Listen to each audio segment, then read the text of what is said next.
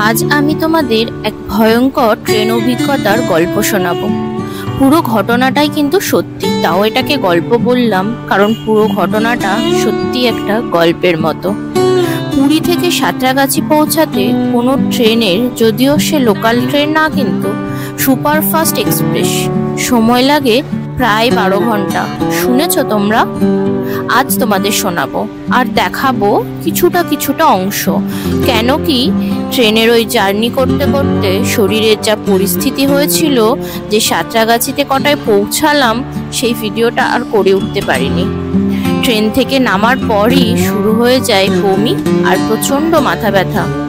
সাথে ছিল ছোট বাচ্চা, আর 4 দিন বেড়াতে গেলে কেমন লাগেজ হয় সেটার ধারণাও তোমাদের আছে।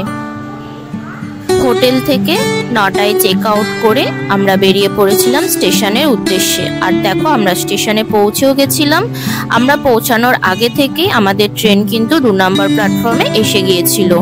3 বার পুরী ট্রিপের এটাও প্রথমবার আমাদের স্টেশন আসা, তাই স্টেশনের প্ল্যাটফর্ম খুঁজে পেতে আমাদের একটু অসুবিধাও হয়েছিল। আর আমরা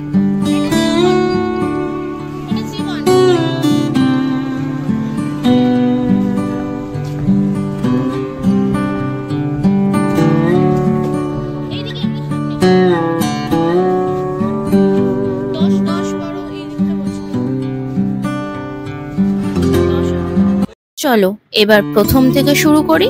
পুরী থেকে ফিরলাম 16 এপ্রিল। ফেরার সময় ট্রেন ছিল 12822 শালিমার ধৌলি সুপারফাস্ট এক্সপ্রেস। বেশ কয়েকবার দূরপাল্লার ট্রেনে যাতায়াত করলাম, এমন অভিজ্ঞতা আমার আগে কখনো হয়নি। আর তোমরা তো জানো লোকাল ট্রেন আমার নিত্য সঙ্গী, সেও কখনো আমাকে এই রকম পরিস্থিতিতে ফেলেনি যা এই সুপারফাস্ট ট্রেনের অভিজ্ঞতা। এত বাজে ট্রেন, কিন্তু আবার বন্দে ভারতের মতো 130 কিমি/আওয়ার বেগেও চলে, সেই ক্লিপও কিন্তু আমার রয়েছে, তোমাদের সাথে অবশ্যই শেয়ার করব।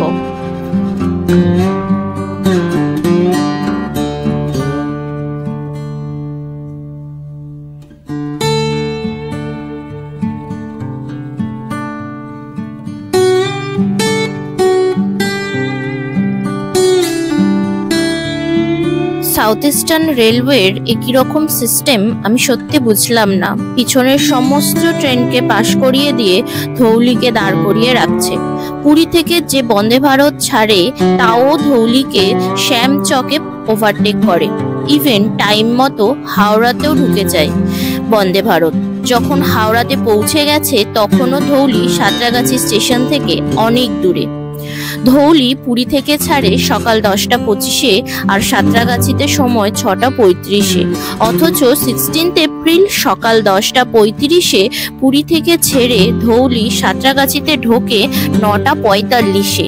এ কেমন বিচার?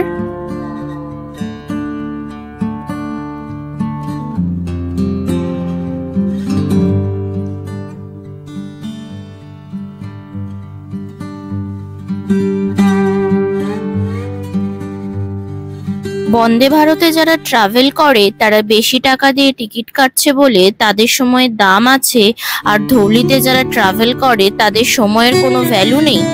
সিগন্যালের প্রবলেম যদি হতো মেনে নিতাম, বাট কন্টিনিউয়াসলি একটা ট্রেনকে দাঁড় করিয়ে তার টাইম টেবিলে পরে থাকা ট্রেনকে পাশ করিয়ে দেওয়া হচ্ছে, এই কেমন বিচার?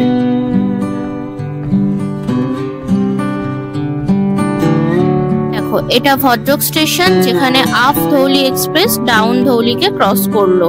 আপ ধৌলি কিন্তু মোটামুটি টাইম মতোই চলে।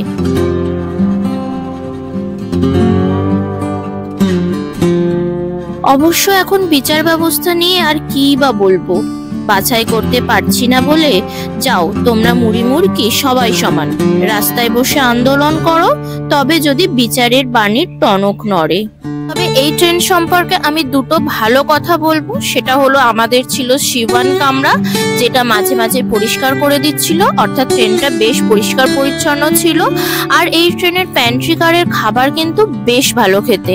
এর আগেও আমি প্যান্ট্রি কারের খাবার খেয়েছি, বাট এটা কিন্তু বেটার ছিল।